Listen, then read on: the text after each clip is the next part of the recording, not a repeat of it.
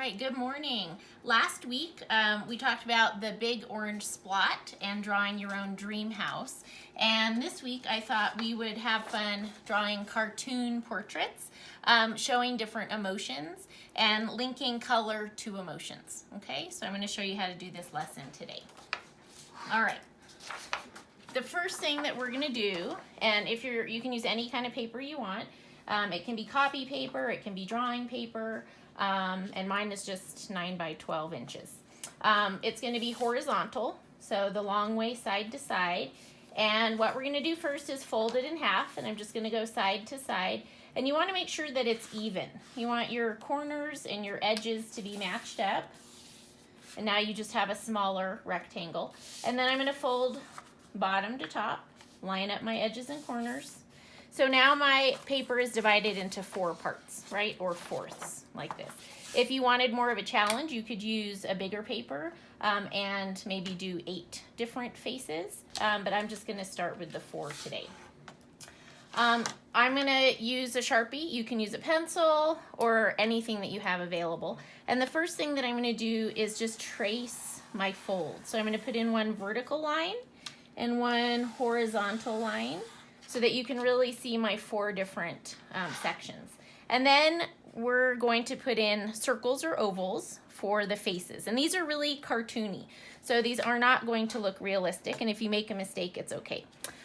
Try not to have your circle be too small. And you don't want it so big that it's touching the edges. So there's 1, 2, 3, and 4. Okay, and the first cartoon emotion face that I'm going to do is mad. And I want to make sure that this doesn't look like a balloon floating in the middle of a rectangle. So I want to put in a neck. So I'm going to go towards the bottom, and I'm just going to put in a curved line until it touches the bottom, 1 on each side. And necks are fairly thick, so you don't want it too skinny. And then for mad, I'm going to make 2 eyes about in the middle, kind of an oval shape. And then I'm going to put the circle colored part inside. And then I'm going to put the eyebrows together, because sometimes when people are mad, they really scrunch their faces up, and then you get kind of the V shape for the eyebrows. And then I'm going to do a sharp L-shaped nose, and then I'm going to do a zigzaggy mouth. So like he's really mad. Maybe he's yelling. And then sharp ears, kind of like Spock ears. And then I also need to do hair. So I'm going to do a big zigzaggy hair. And if you want to write the emotion, you can. I'm going to write mad. And if you want to do a different emotion, that's totally fine too. These are just the ones that I've chosen. For the second one, we're going to do sad. So I'm going to write sad over here.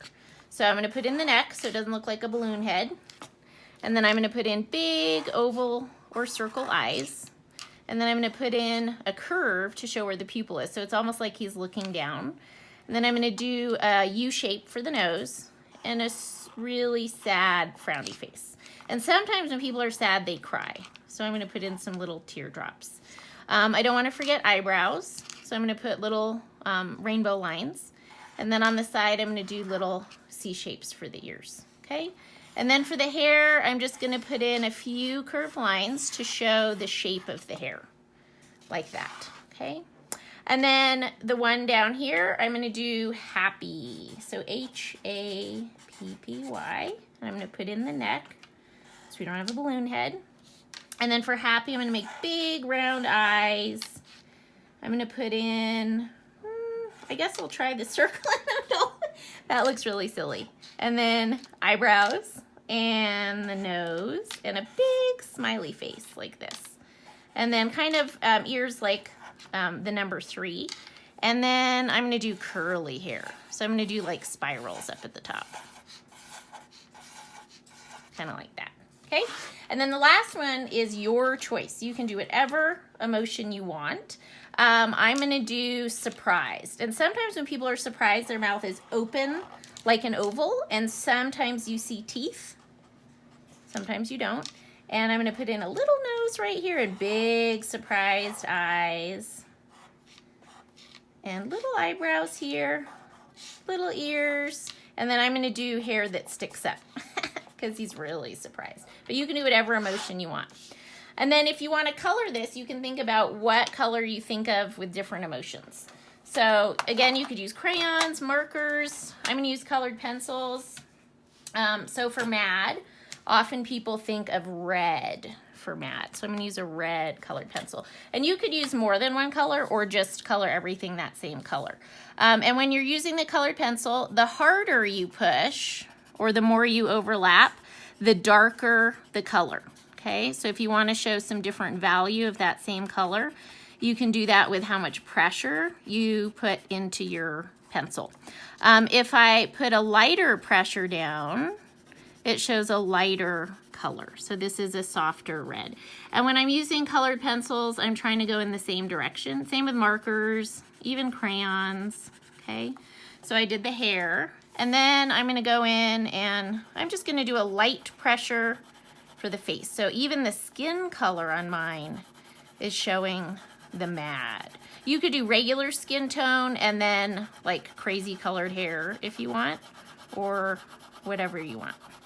You could also design a background to go behind the person, or you could just leave it plain. It's up to you. But I'm really trying to go in with these diagonal lines and fill the space. You're gonna spend a little bit more time on this than I am. Okay, so I'm gonna stop there for mad, and then I'm gonna go on to sad. And often when people think of being sad, they think of a blue color. Blue is kind of a sad color. So I'm gonna go in for the hair.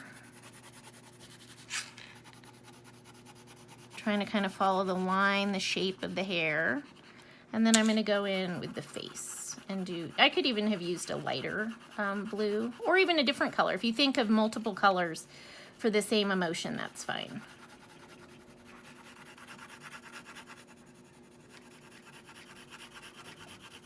And I'm really not pushing hard at all.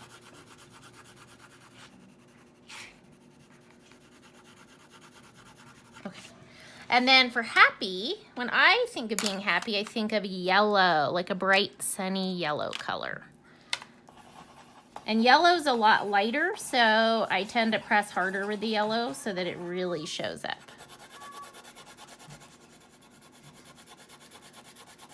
Because I want it nice, dark yellow. Trying to go back. If you leave white spaces, you can just go back and overlap that color. Or you might want to blend colors. Maybe I think of orange and yellow. Okay, so it's totally up to you. Okay, and then surprise, I'm gonna do pink. And here's my hair. Here's my face. There's really no right or wrong for these. And again, if you want to do different emotions, you can. It's just kind of fun to play with different shapes, making it really silly with the cartoon faces. You could even write word bubbles. That would be fun. All right, and there we go. And that's our lesson for today, is the emotion portraits. All right, see you guys next week.